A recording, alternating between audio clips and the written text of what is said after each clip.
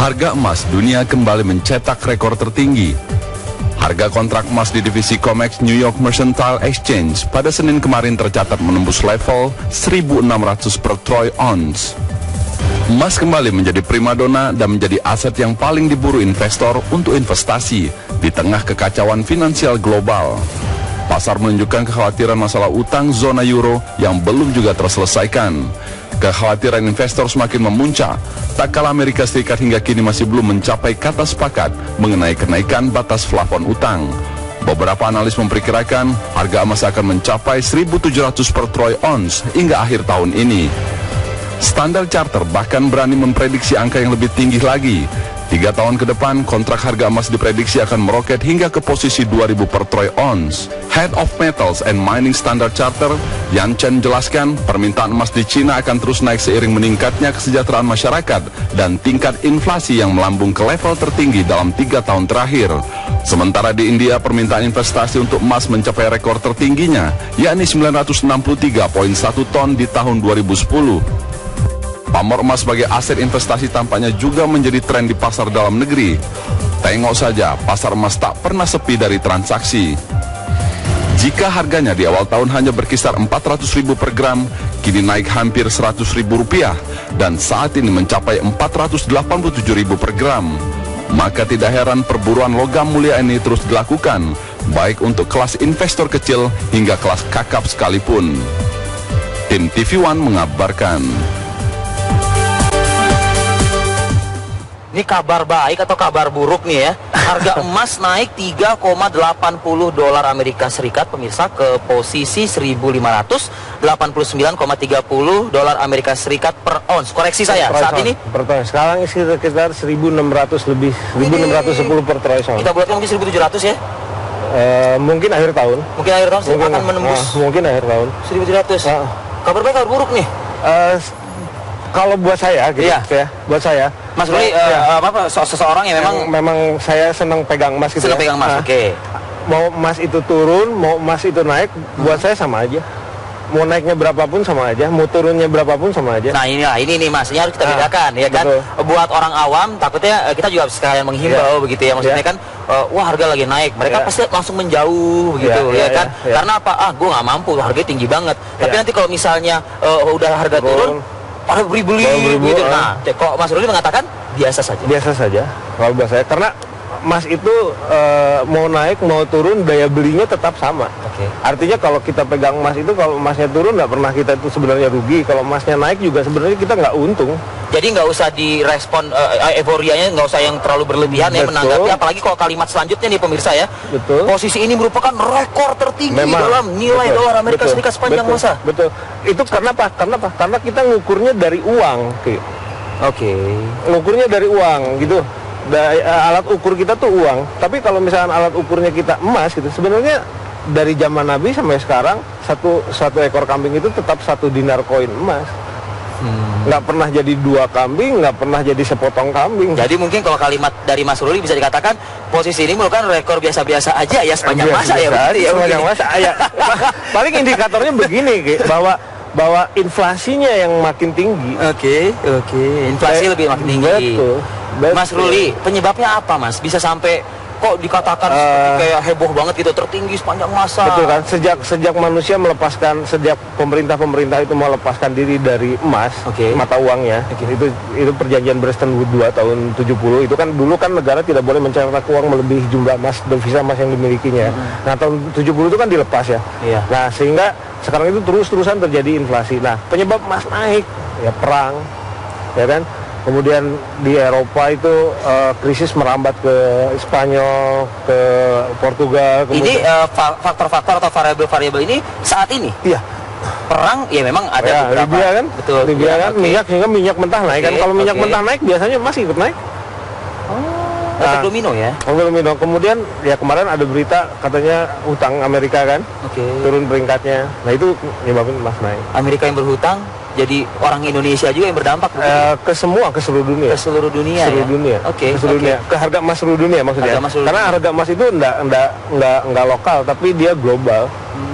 Nah, kapan saatnya momentum kita mungkin memilih atau memutuskan untuk membeli emas seperti itu kan, Tapi nanti jawabannya. Ya. Sambil kita juga mengundang ya, Mas Ruli ya. Boleh. Oke, bagi Anda pemirsa yang saat ini sedang menangis, sedang wah saya beli dulu segitu kok sekarang jadi naik nih harganya, jadi rugi nih. Rugi atau tidak dijawab lagi nanti sama Mas Ruli. Anda kami undang untuk menghubungi nomor telepon yang tertera di layar kaca.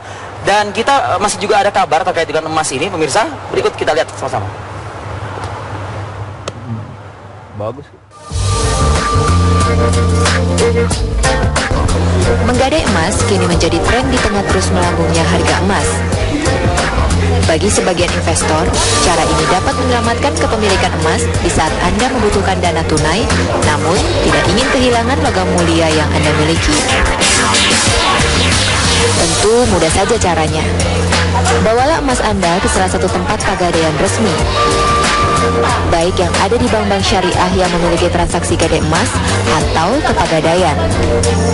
Anda menunjukkan emas Anda, petugas akan menanyakan kadar emas yang akan Anda gadaikan. Dari kadar emas tersebut akan dilakukan nilai taksir. Ketika pemilik emas setuju akan nilai taksir yang diberikan, Anda tinggal mengisi formulir ini. Dan simpanlah formulir ini sebagai tanda bukti kepemilikan emas Anda saat dilakukan penebusan pada saat jatuh tempo dengan waktu yang diberikan selama 4 bulan. Namun jika dalam waktu 4 bulan Anda belum memiliki dana untuk menembus kembali emas Anda diwajibkan untuk membayar biaya titip sesuai dengan emas. Ketika pemilik emas setuju akan nilai taksir yang diberikan, Anda tinggal mengisi formulir ini. Dan simpanlah formulir ini sebagai tanda bukti kepemilikan emas Anda saat dilakukan penebusan pada saat jatuh tempo dengan waktu yang diberikan selama 4 bulan. Namun jika dalam waktu 4 bulan Anda belum memiliki dana untuk menembus kembali emas Anda diwajibkan untuk membayar biaya titip sesuai dengan emas yang Anda gadaikan. Biasanya biaya titip itu berbeda di setiap tempat pegadaian. Lalu setelah semua proses selesai, Anda langsung segera mendapatkan uang tunai dari emas yang Anda gadaikan. Nah, sangat mudah bukan? Anda mendapatkan uang yang Anda butuhkan, namun masih memiliki emas yang Anda miliki, tentu saja dengan menebus emas tersebut. Ya pemirsa, ternyata mudah bukan ketika kita menggadaikan emas. Anda tinggal datang ke salah satu bank syariah atau pegadaian yang ada di lingkungan Anda berikan emasnya dan Anda pun mendapatkan uang. Apalagi sekarang harga emas setiap hari terus meningkat. Dari Jakarta, hari ini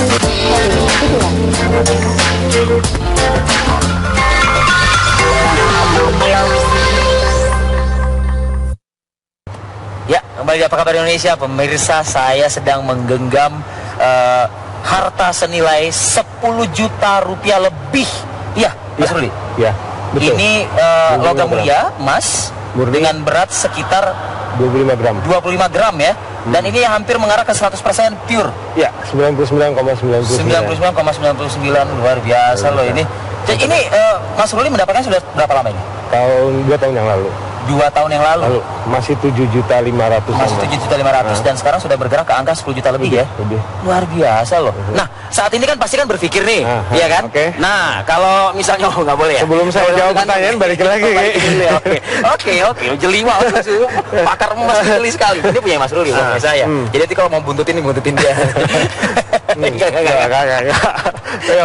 Mas Ruli, saat ini kan orang berpikir kan, mau deket ke puasa, apalagi lebaran, yang sudah-sudah tuh fenomenanya tuh adalah gadai. Betul. Ya, jual kalau bisa sih jangan dijual ya, mungkin saya. Gadai begitu. Itu langkah tepat, langkah salah. Benar. Jadi jangan pernah jual emas Anda. Ya, kalau butuh uang digadai aja. Dan sekarang itu untuk tempat menggadaikan emas itu banyak sekali. Karena apa? Karena bank-bank syariah sekarang terima gadai emas. Hampir seluruh bank syariah sekarang terima gadai emas. Artinya bukan hanya solo karir aja dong si pegadaian itu. Enggak sekarang. Sehingga biaya gadai itu semakin di sini semakin murah. Karena persaingan. Yang informasi yang Mas Rudi tahu saat ini berapa nih mungkin untuk biayanya? Iya. Karena itu konsepnya konsep syariah ya. Kita nggak bisa hitung pakai persen ya. Itu kurang lebih sekitar kalau kita selaraskan dengan bunga, setarakanlah dengan bunga itu sekitar 1,2% per bulan. 1,2% per bulan. Murah. Murah loh. Murah banget terhadap pinjamannya gitu ya. Terhadap pinjamannya. Kalau saya nih kayak kemarin gitu mau pergi gitu, umroh gitu. Saya punya uang atau saya mau bisnis gitu ya. Mau bisnis ya. Saya punya modal mau bisnis. Uang buat bisnis itu nggak saya langsung pakai buat bisnis. Saya bawa aja ke bank syariah, saya beliin dulu emasnya saya bawa ke bank syariah, saya gadai, baru uang gadainya pakai buat modal bisnis. Nah, bisnis itu sendiri harus bisa nebus lagi emasnya gitu kan. Nah, bicara ini artinya kan investasi dong. Iya kan? Sebenarnya emas bisa saya jadikan sebagai hedging bisnis saya. Hedging bisnis saja. Tapi yang menariknya di sini kan biasanya kan nggak ada orang berpikir untuk mau menggadaikan emas itu ke bank ya. Iya kan? Iya, nah saat ini sudah mulai. Ya, sebagian masyarakat masih belum tahu ya. Tapi sebetulnya sekarang hampir semua bank syariah terima gadai emas. Menarik. Karena apa sih membuat kira-kira bank-bank syariah ini terjun juga untuk soal ya akhirnya mungkin demand emas itu sekarang tinggi di Indonesia gitu kan, dan memang menarik kan emas itu kan sebenarnya untuk hedging atau untuk hedging daya beli kita gitu ya kan. Dan gadai ini menurut saya sangat fleksibel gitu. Artinya kita bisa pakai gadai ini untuk bisnis, kita bisa pakai gadai ini untuk kebutuhan. Jadi kita ubah persepsi gadai ini. Kalau dulu kan orang gadai itu butuh duit ya. Nah, ujung-ujungnya situ. Ujung-ujungnya sini. Kalau sekarang kita bisa persepsi macam-macam gadai itu. Jadi kita kalau mau bisnis juga seperti saya contoh tadi, saya nggak pernah. Saya umroh aja saya beli emas gadai dulu. Nanti tinggal saya cicil gitu. Nah, bicara masalah bisnis ya, orang beli emas begitu. Nah, nanti kalau misalnya harganya udah kenapa-kenapa begitu, dia investasikan ke emas gitu ya. Nanti harga kenapa-kenapa langsung sama dia jual atau apa. Itu langkah yang gimana tuh seperti itu? Menurut saya jangan pernah jual gitu. Ya. Kenapa? Karena kalau gadai dan dijual resikonya sama kok buat saya. Dan emas itu nggak ada cerita susah dijual gitu, bener kan? Nah, kalau suatu saat misalnya pinjaman kita nggak bisa lunasin, ya jual emasnya, lunasin hutangnya, selesai. Selesai kan? Jadi yang namanya emas itu nggak pernah susah dijual lah. Ya artinya kan kalau misalnya saya main di saham nih ya, soal main di saham misalnya gitu. Nah kalau saham kan ibaratnya kan kalau misalnya sudah jatuh banget kan langsung yang udah deh gue sell nih gitu kan. Iya kan, tapi kalau harganya bagus gue buy nih gitu. Ibaratnya kan gitu. Nah kalau emas nih tadi kita bicara kalau kita jadi trader. Gitu. Tapi kalau kita bicara investasi kita harus bicara. Kalau emas saya nggak pernah pegang kayak gitu, saya pegangnya jangka panjang, minimal 5 tahun gitu kan. Karena saya bukan trader. Beda, pisahkan antara orang yang bermain emas itu sebagai trader dan bermain emas itu sebagai investor. Dari pengamatan Mas Ruli ya, Mas Ruli pasti kan banyak juga dalam tanda kutip followersnya ya yang ke Mas Ruli begitu. Mereka kebanyakan emang rata-rata trader ya? Enggak, investor justru. Investor juga. Karena gini, emas bisa dipakai untuk mengukur masa depan. Jadi misalkan Anda mau nyekolahin anak 5 tahun lagi gitu ya. Nah, kita bisa ukur sekolah anak kita 5 tahun lagi itu sekarang. Tanya aja biaya sekolah sekarang berapa, ukur sama emas berapa gram. Misalkan saya mau kuliahin anak saya 5 tahun lagi, biaya kuliah hari ini 100 juta gitu. Saya ukur aja sama emas. Misalkan harga emas 400.000 per gram, jadi kan 250 gram kan. Nah gimana caranya saya dapat emas 250 gram? Karena 250 gram ini mau 5 tahun, mau 10 tahun, mau 20 tahun pasti masih cukup untuk biaya sekolah anak. Karena emas itu inflasinya 0.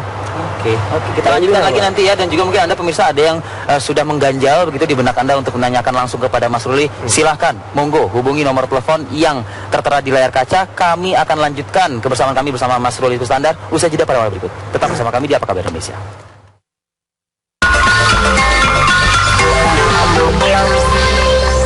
Sudah ada penelpon, langsung saja Mas ya kita angkat ya.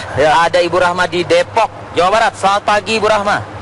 Pagi, Assalamualaikum. Waalaikumsalam Bu Rahma. Bu Rahma nih ya, pasti menantikan Mas Ruli dari tadi ngomong berceloteh panjang lebar. Pasti ada yang nyangkut dan ada yang ingin tanyakan. Silakan Bu Rahma. Bener banget, gini loh. Saya ibu rumah tangga, tapi punya usaha sampingan masih kecil-kecil sih, Mas Ruli. Apa tuh?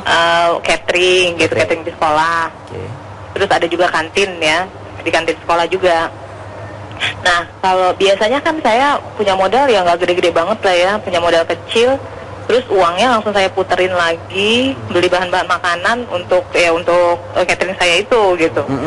Nah, kalau dari tadi ceritanya Mas Ruli kan harusnya kita jangan seperti itu. Tadi idenya kan beliin aja dulu emas, nah itu emasnya taruh di pegadaian gitu. Nah, kalau untuk modal-modal yang kecil kayak saya gini, efektif nggak sih cara seperti itu? Sangat efektif Bu. Bahkan kalau saran saya jangan ke pegadaian, ke bank aja Bu, ke bank. Nah, nanti dari hasil bisnis itu Ibu pakai untuk nutupin biaya gadai plus ngurangin pokok pinjamannya. akhirnya kan lama-lama bisnis ibu jalan, masnya dapat lagi. Gitu loh. Dan gadai itu selama 4 bulan itu kita nggak bayar apa-apa dulu. Jadi gadai itu per 4 bulan. Nanti begitu gitu. jatuh 4 bulan, betul. Harus ada tunggakan setiap bulan itu saya harus bayar gitu enggak. Bahkan misalkan di bulan keempat itu jatuh tempo, ibu bayar biayanya saja, gadainya perpanjang lagi bisa loh. Ya, tapi lebih bagus sih saran saya hutangnya pinjamannya itu dikurangin juga gitu kan. Jadi artinya tiap bulan kita sisihkan. Nah, nanti kan lama-lama bisa ya. Jadi nggak full kita bayar, cuma sedikit aja dulu bisa. gitu. Bayangkan bisnis 4 bulan udah bayar apa-apa loh, pinjaman apa loh kayak begitu.